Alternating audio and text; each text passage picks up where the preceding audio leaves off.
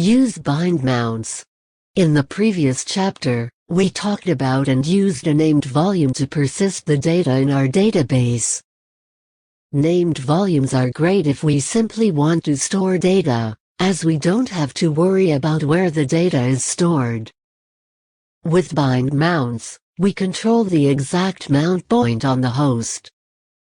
We can use this to persist data, but it's often used to provide additional data into containers.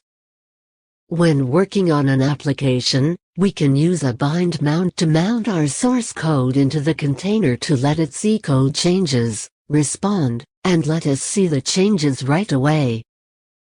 For node-based applications, Nodeman is a great tool to watch for file changes and then restart the application. There are equivalent tools in most other languages and frameworks. Quick volume type comparisons. Bind mounts and named volumes are the two main types of volumes that come with the Docker engine. However, additional volume drivers are available to support other use cases. Recap. At this point, we can persist our database and respond rapidly to the needs and demands of our investors and founders. Hooray! But, guess what? We receive great news. Your project has been selected for future development. In order to prepare for production, we need to migrate our database from working in Sclide to something that can scale a little better. For simplicity, we'll keep with a relational database and switch our application to use MySQL. But, how should we run MySQL? How do we allow the containers to talk to each other? We'll talk about that next. Multi-container apps. Up to this point, we have been working with single container apps. But, we now want to add MySQL to the application stack. The following question often arises: where will MySQL run? Install it in the same container or run it separately? In general, each container should do one thing and do it well. A few reasons. There's a good chance you'd have to scale a piece and front ends differently than databases. Separate containers let you version and update versions in isolation. While you may use a container for the database locally, you may want to use a managed service for the database in production. You don't want to ship your database engine with your app then. Running multiple processes will require a process manager, which adds complexity to container startup shutdown. Container networking. Remember that containers, by default, run in isolation and don't know anything about other processes or containers on the same machine. So, how do we allow one container to talk to another? The answer is networking. Now, you don't have to be a network engineer. Simply remember this rule. Note: if two containers are on the same network, they can talk to each other. If they aren't, they can't. Start MySQL. There are two ways to put a container on a network: 1. Assign it its start, or 2. Connect an existing container. For now, we will create the network first and attach the MySQL container at startup. 1. Create the network. Docker network create to doapp. Start a MySQL container and attach it to the network. We're also going to define a few environment variables that the database will use to initialize the database. Connect to MySQL. Now that we know MySQL is up and running, let's use it. But, the question is, how? If we run another container on the same network, how do we find the container? To figure it out, we're going to make use of the Untitled container, which ships with a lot of tools that are useful for troubleshooting or debugging networking issues. 1. Start a new container using the Untitled image. Make sure to connect it to the same network. Docker run it, network to do app shoot. Inside the container, we're going to use the dig command, which is a useful DNS tool. We're going to look up the IP address for the hostname miscl. Dig miscl. And you'll get an output. 2. In the answers section, you will see an A record for miscl that resolves to 172.23.0.2. While miscl isn't normally a valid hostname, Docker was able to resolve it to the IP address of the container that had that network alias. What this means is, our app only simply needs to connect to a host named miscl and it'll talk to the database. It doesn't get much simpler than that. Run your app with miscl. The to-do app supports the setting of a few environment variables to specify miscl connection settings. They are miscl host, the hostname for the running miscl server. miscl user, the username to use for the connection. miscl password, the password to use for the connection. miscl DB, the database to use once connected. Setting connection settings via Vars. While using Vars to set connection settings is generally okay for development, it is highly discouraged when running applications in production. Diogo Monica, the former lead of security at Docker, wrote a fantastic blog post explaining why. A more secure mechanism is to use the secret support provided by your container orchestration framework. In most cases, these secrets are mounted as files in the running container. You'll see many apps also support Vars with a file suffix to point to a file containing the variable. As an example, setting the miscl password file var will cause the app to use the contents of the referenced file as the connection password. Docker doesn't do anything to support these vars. Your app will need to know to look for the variable and get the file contents. Use Docker Compose. Docker Compose is a tool that was developed to help define and share multi-container applications. With Compose, we can create a YAML file to define the services and with a single command, can spin everything up or tear it all down. The big advantage of using Compose is you can define your application stack in a file, keep it at the root of your project repo, and easily enable someone else to contribute to your project. Someone would only need to clone your repo and start the Compose app. In fact, you might see quite a few projects on GitLab doing exactly this now. So, how do we get started? Install Docker Compose. If you installed Docker Desktop Toolbox for either Windows or Mac, you already have Docker Compose. Play with Docker instances already have Docker Compose installed as well. If you are on a Linux machine, you will need to install Docker Compose. After installation, you should be able to run the following and see version information. Docker Compose version. Create the Compose file. 1. At the root of the app project, create a file named docker-compose.yml. 2. In the Compose file, we'll start off by defining the schema version. In most cases, it's best to use the latest supported version. You can look at the Compose file reference for the current schema versions and the compatibility matrix. Version 3.7. 3. Next, we'll define the list of services we want to run as part of our application. Version 3.7. Services. And now, we'll start migrating a service at a time into the Compose file. Define the app service. 1. First, let's define the service entry and the image for the container. We can pick any name for the service. The name will automatically become a network alias, which will be useful when defining our MySQL service. Version 3.7. Services.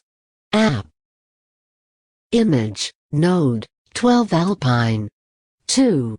Typically, you will see the command close to the image definition, although there is no requirement on ordering.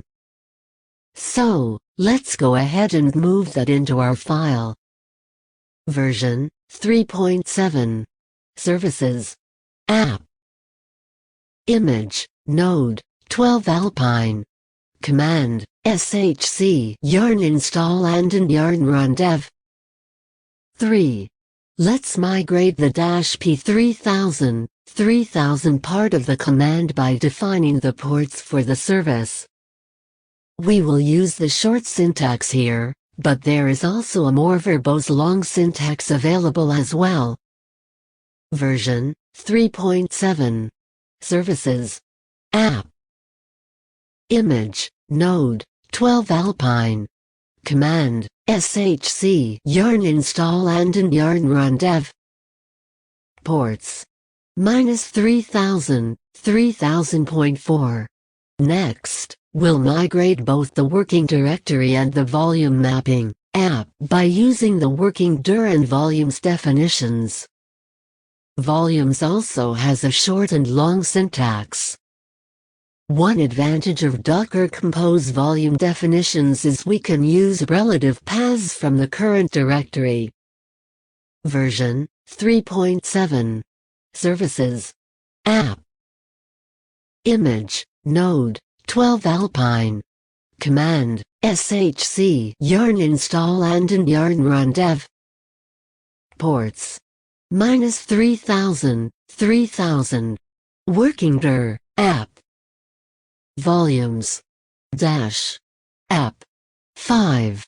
Finally, we need to migrate the environment variable definitions using the environment key. Version 3.7. Services. App. Image, Node, 12 Alpine. Command, shc yarn install and yarn run dev.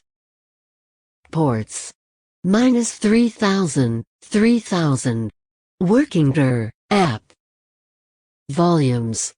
-app. Environment. MySQL host, MySQL. MySQL user, root. MySQL password, secret. MySQL DB, to-dos. Define the MySQL service. 1. We will first define the new service and name it MySQL so it automatically gets the network alias. We'll go ahead and specify the image to use as well. Version 3.7. Services. App. # the app service definition.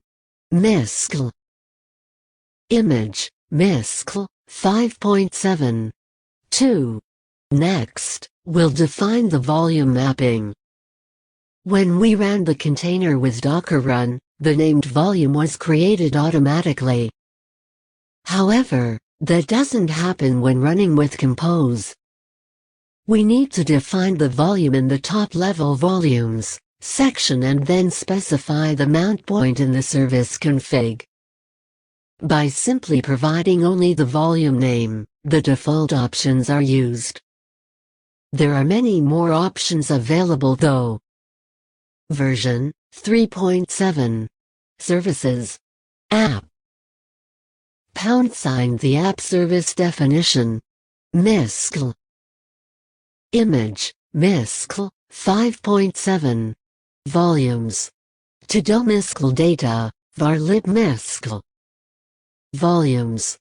To-do MySQL data. 3. Finally, we only need to specify the environment variables. Version 3.7. Services. App. # the app service definition. MySQL. Image, MySQL, 5.7. Volumes. To domescal data, var lib miscal. Environment. Miscal root password, secret. Miscal database, to dos. Volumes. To domescal data. At this point, our complete docker-compose.yml should look like this. Version 3.7. Services. App. Image, Node, 12 Alpine. Command, shc yarn install and yarn run dev. Ports. -3000, 3000. Working dir, app. Volumes. Dash. App. Environment. Miscal host, miscal. Miscal user, root. Miscal password, secret. Miscal db, to dos. Miscal. Image, miscal, 5.7. Volumes. To domescal data, var lib miscal. Environment. Miscal root password, secret. Miscal database, to dos. Volumes. To domescal data. Run the application stack. Now that we have our docker-compose.yml file, we can start it up. 1. Make sure no other copies of the appdb are running first. 2. Start up the application stack using the docker compose up command. We'll add the flag to run everything in the background. Docker compose up d. Image building best practices. Security scanning. When you have built an image, it is good practice to scan it for security vulnerabilities using the docker scan command. Docker has partnered with Snike to provide the vulnerability scanning service. For example, to scan the getting started image you created earlier in the tutorial, you can just type docker scan getting started. The scan uses a constantly updated database of vulnerabilities, so the output you see will vary as new vulnerabilities are discovered. Image layering. Did you know that you can look at what makes up an image? Using the Docker image history command, you can see the command that was used to create each layer within an image. Layer caching. Now that you've seen the layering in action, there's an important lesson to learn to help decrease build times for your container images. Once a layer changes, all downstream layers have to be recreated as well. Let's look at the Docker file we were using one more time. # syntax equals docker file, 1. From node, 12 Alpine. Workdir app. Copy. Run yarn install, production. Commander. Going back to the image history output, we see that each command in the Docker file becomes a new layer in the image. You might remember that when we made a change to the image, the yarn dependencies had to be reinstalled. Is there a way to fix this? It doesn't make much sense to ship around the same dependencies every time we build, right? To fix this, we need to restructure our Docker file to help support the caching of the dependencies. For node-based applications, those dependencies are defined in the package.sin file. So, what if we copied only that file in first, install the dependencies, and then copy in everything else? Then, we only recreate the yarn dependencies if there was a change to the package.sin. Make sense? 1. Update the Docker file to copy in the package.sin first, install dependencies, and then copy everything else in. # syntax equals docker file, 1. From node, 12 Alpine. Workdir app. Copy package.sin yarn.lock. Run yarn install, production. Copy. Command or 2.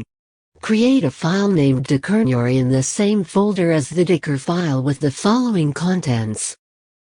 Node modules. Docker files are an easy way to selectively copy only image-relevant files. You can read more about this here. In this case, the Node modules folder should be omitted in the second copy step because otherwise, it would possibly overwrite files which were created by the command in the run step. For further details on why this is recommended for Node.js applications and other best practices, have a look at their guide on Dockerizing a Node.js web app. 3. Build a new image using Docker build. Docker build getting started. 5. First off, you should notice that the build was much faster. And you'll see that steps 1-4 all have using cache. So, hooray! We're using the build cache.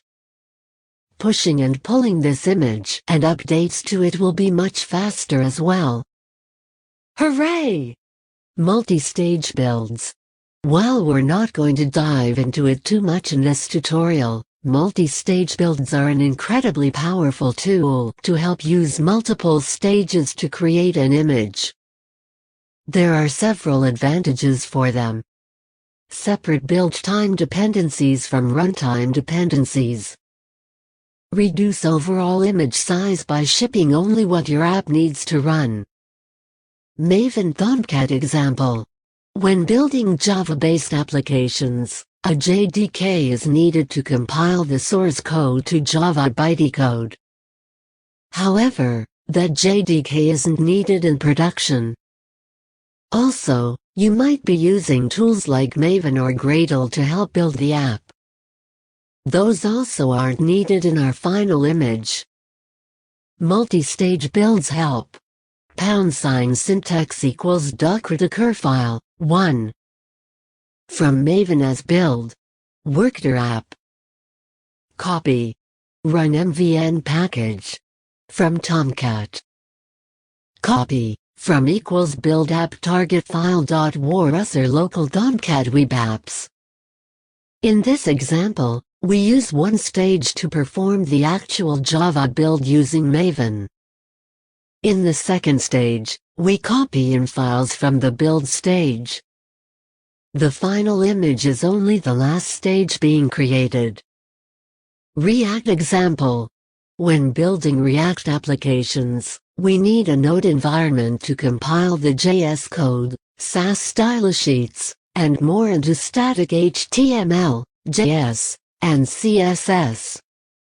If we aren't doing server-side rendering, we don't even need a Node environment for our production build. Why not ship the static resources in a static Jinx container?